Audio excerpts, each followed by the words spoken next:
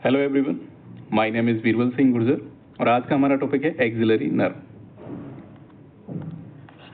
चलिए शुरू करते हैं। सबसे पहले अगर हम बात करें कि इसका ओरिजिन आपका कहाँ से हुआ है, तो इसका ओरिजिन होता है posterior cord of brachial plexus से और इसकी रूट वैल्यू आपकी होती है C5 एंड C6। ये आपको दो हेडिंग्स तो आपको ये याद रखनी है कि ये अराइजेस कहाँ से हुई है एंड इसकी रूट वैल्यू क्या है।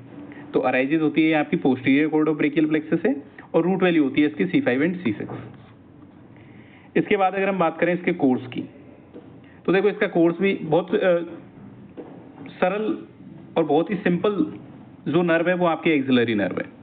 इसका कोर्स भी बहुत छोटा है, इसकी ब्रांचेस भी बहुत कम है और केवल ये दो मसल्स को सप्लाई करती है।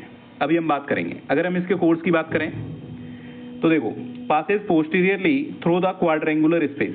जब हम इंटरमस्कुलर स्पेस पढ़ेंगे तो वहां पे हम तीन स्पेस पढ़ते हैं। एक पढ़ते हैं हम क्वाड्रेंगुलर स्पेस, एक पढ़ते हैं हम अपर ट्रेंगुलर स्पेस और एक पढ़ते हैं हम लोअर ट्रेंगुलर स्पेस। वहां पे हम पढ़ेंगे कि क्वाड्रेंगुलर स्पेस का जो कंटेंट होता है उसमें आपकी एक्सिलरी नर्व आती है। मैंने वहां पे बताया हुआ है आपको कि वहां पे दो चीजें आती हैं, एक्सिलरी नर्व और एक पी से आता है पोस्टीरियर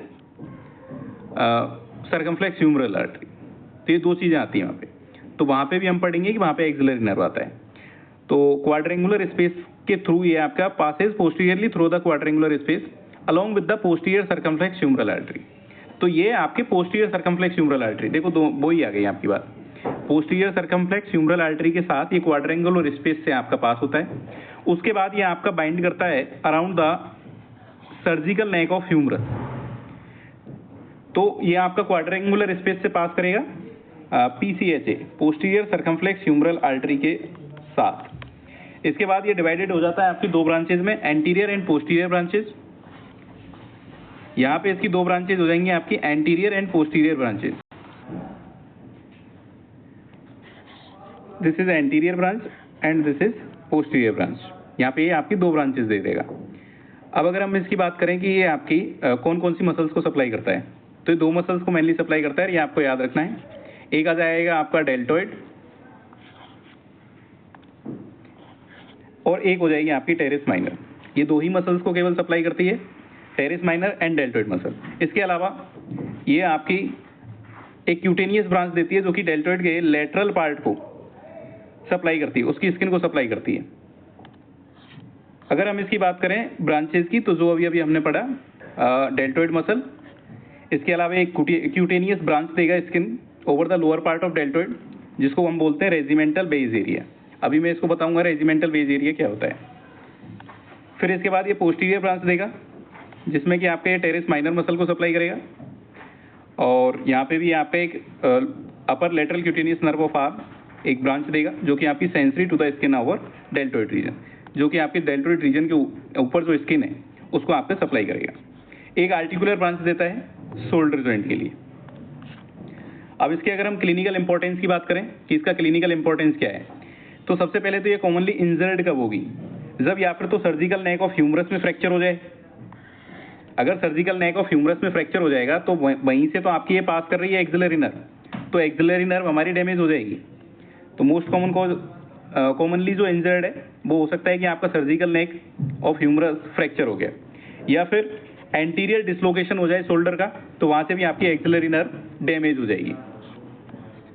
अब अगर ये इसमें इंजरी हो गई एक्सिलरी नर्व में, तो इफेक्ट क्या क्या आएंगे, तो देखो इसमें इफेक्ट्स में आएगा आपका सबसे पहले अगर हम बात करें कि डेल्टोइड मसल पैरालिसिस हो गई, क्योंकि डेल्टोइड मसल को नर्व सप्लाई करती है।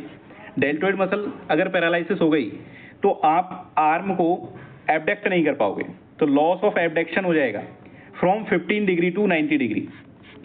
तो आप 15 डिग्री टू 90 डिग्री एबडक्ट नहीं कर पाओगे आर्म को। क्यों नहीं कर पाएंगे, क्योंकि यहाँ पे डेल्टोइड मसल पैरालाइज हो गई है। इसके अलावा अगर एक्सिलरी नर्व में आप इंजरी हो गई जिसकी वजह से क्या होगा, एट्रोपी ऑफ डेल्टोइड हो गया। एट्रोपी का मतलब है श्रिंकेज हो गई आपकी डेल्टोइड मसल। अगर वो श्रिंक हो जाएगी जिसकी वजह से शोल्डर कैसा हो जाएगा, फ्लैटेंड आपको दिखेगा, फ्लैट दिखेगा क्योंकि डेल्टोइड मसल में एट्रोपी हो गई। इसके अलावा loss of sensation over the regimental base area. Regimental base area के का जो सेंसेशन है वो लॉस हो जाएगा। अब रेजिमेंटल बेस एरिया क्या होता है, देखो यहाँ पे एक मैंने डायग्राम शो किया है। यहाँ पे देखो, यहाँ पे आपका एक बेस लगा हुआ है,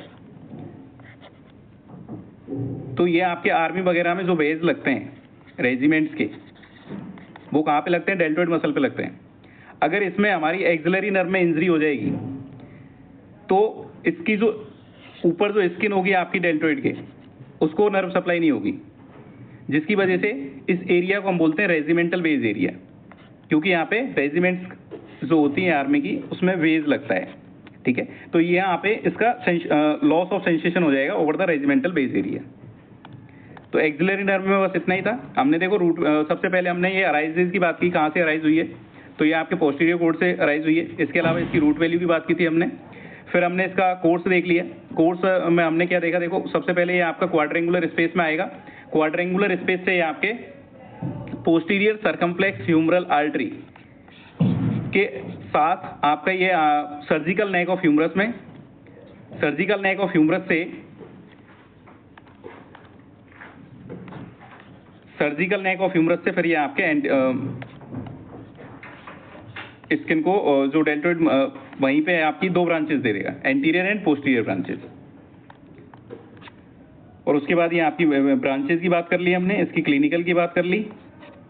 थैंक यू सो मच।